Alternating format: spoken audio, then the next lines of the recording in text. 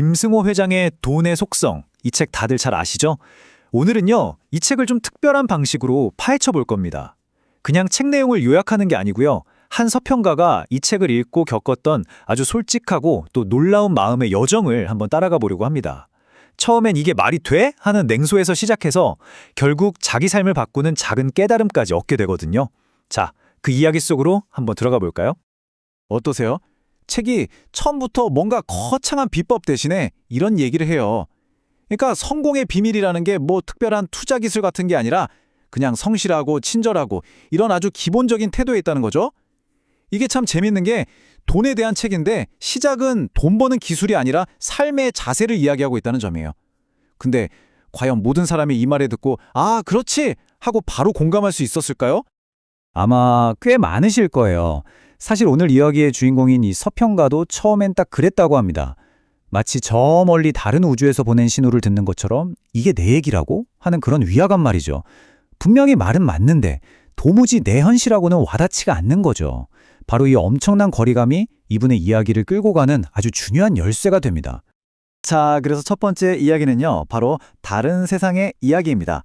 억만장자의 조언과 내 현실 사이에 놓인 그 커다란 간극에 대한 이야기죠. 뭐랄까, 건널 수 없는 강 같은 느낌이랄까요? 자, 보세요. 저자는 수입의 20%를 투자해라, 우량주에 장기 투자해라 이렇게 조언을 하잖아요. 진짜 맞는 말이죠. 논리적으로는 완벽해요. 그런데 이 서평가의 현실은 어땠을까요? 월급은 그대로인데 물가는 미친 듯이 오르고 당장 다음 달 카드값, 애들 학원비 걱정하기도 바쁜 거예요.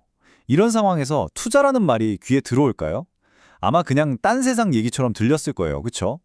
미래를 위한 도구로서의 돈? 아니요. 당장 하루하루를 버티게 해주는 생존 수단이었던 거죠. 그 벽이 너무 높았던 겁니다. 자, 그런데요, 이야기가 정말 재밌어지는 건 바로 지금부터입니다. 이 서평가는 에이, 세상에 이런 걸 어떻게 해? 하고 남 탓, 환경 탓만 하고 끝나지 않았어요. 그 대신에 시선을 자기 안으로, 자기 마음속으로 돌리기 시작합니다. 이게 사실 되게 불편한 과정인데 바로 이 순간 아주 결정적인 자기 성찰의 시간이 찾아오게 된 거죠. 와, 바로 이 문장입니다. 정말 솔직한 고백 아닌가요? 이 한 문장이 꼬여있던 모든 문제의 실마리를 푸는 열쇠가 될 거라고는 아마 본인도 상상 못했을 거예요. 근데 돈을 좋아하지 않는다니, 이게 도대체 무슨 말일까요? 그리고 말이죠. 핵심은 이거였던 거예요. 돈을 별로 안 좋아하니까 당연히 돈에 대해서 더 공부하거나 어떻게든 불려보려고 애쓰거나 그런 적극적인 노력을 안 했던 거죠. 결국 돈에 대한 내 태도가 지금의 내 경제적 현실을 만들었다는 것. 이 피하고 싶었던 진실을 딱 마주하게 된 겁니다. 자, 그럼 이제 세 번째 이야기로 넘어가 볼게요. 가장 작지만 가장 강력한 변화에 대한 이야기입니다. 이렇게 깊은 깨달음을 얻었는데 그럼 이걸 어떻게 실제 생활에서 바꿔나갔을까요? 무슨 거창한 계획을 세운 게 아니었어요. 정말 놀라울 정도로 작고 아주 사소한 것에서부터 모든 게 시작됐습니다. 그 시작이 뭐였냐면요. 바로 매일 아침 마시는 모닝커피 한 잔이었습니다. 이분이 집에 커피 머신이 떡하니 있는데도 출근하면서 그냥 습관처럼 카페에 들러서 커피를 사 마셨던 거예요. 이거 완전 내 얘기인데? 하시는 분들 지금 계시죠? 이 책을 읽고 나서 이 습관을 딱 알아차리게 된 거죠. 그리고 스스로에게 질문을 던지기 시작했어요. 잠깐만. 이 커피? 지금 나한테 진짜 가치 있는 소비인가? 바로 이 작은 질문 하나가 게임 체인저였습니다.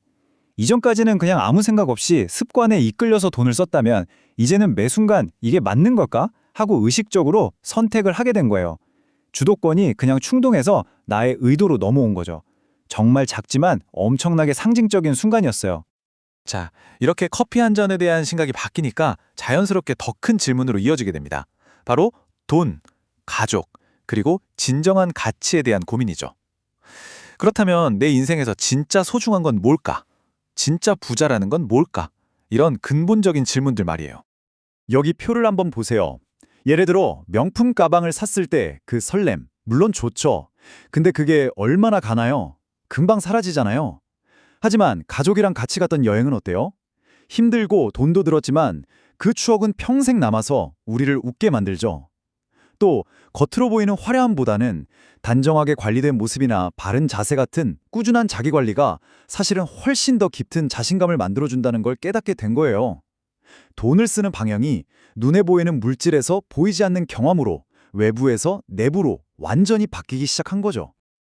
그리고 여기서 아주 중요한 결론에 이르게 됩니다. 가족과 추억을 만드는 데 쓰는 돈은요, 그냥 써서 없어지는 비용이 아니라는 거예요. 오히려 시간이 지날수록 그 가치가 더 커지는 기억과 관계에 대한 투자라는 거죠. 우리가 돈을 어디에 쓰느냐 하는 결정이 결국 내 인생에서 무엇을 가장 중요하게 생각하느냐 하는 문제와 직결된다는 걸 보여주는 아주 멋진 통찰입니다. 자, 이제 이 서평가의 기나긴 여정도 거의 끝에 다다랐습니다. 바로 이 책의 진짜 목적, 지도가 아닌 거울이라는 깨달음이죠. 이분은 마침내 이 책의 진짜 가치가 뭔지 알게 된 거예요. 그건 부자로 만들어주는 비밀, 지도 같은 게 아니었습니다. 이 표가 모든 걸 말해주고 있어요. 이 책은 나만 따라와 그런 부자 돼 하는 지도가 아니었다는 겁니다. 그보다는 자, 당신 모습 한번 보세요. 당신은 돈을 어떻게 생각하고 있나요? 하고 묻는 거울이었던 거죠. 그러니까 저자의 성공을 그대로 따라하려는 게 아니라 저자라는 거울을 통해 나 자신을 정직하게 들여다보고 아, 나는 이런 점이 부족했구나 깨닫고 내 자리에서 할 수 있는 아주 작은 변화를 시작하게 만드는 그런 계기, 일종의 촉매제였던 셈입니다. 자, 그럼 이 서평가의 여정을 통해 우리가 얻을 수 있는 교훈은 뭘까요? 몇 가지로 정리해 볼게요. 첫째, 부자들의 조언에 거리감이 느껴지는 거 그거 괜찮다는 거예요. 당연한 겁니다. 둘째, 진짜 중요한 건 돈에 대한 나 자신의 태도를 솔직하게 들여다보는 거고요. 셋째, 모든 큰 변화는 커피 한 잔 같은 아주 작은 의식적인 선택에서 시작된다는 것. 그리고 넷째, 진짜 가치는 물건보다는 경험이나 관계에 있을 때가 많다는 점. 그리고 마지막으로 이게 제일 중요한데요. 우리의 목표는 누군가를 그대로 따라하는 복제가 아니라 나 자신을 돌아보는 성찰이라는 겁니다.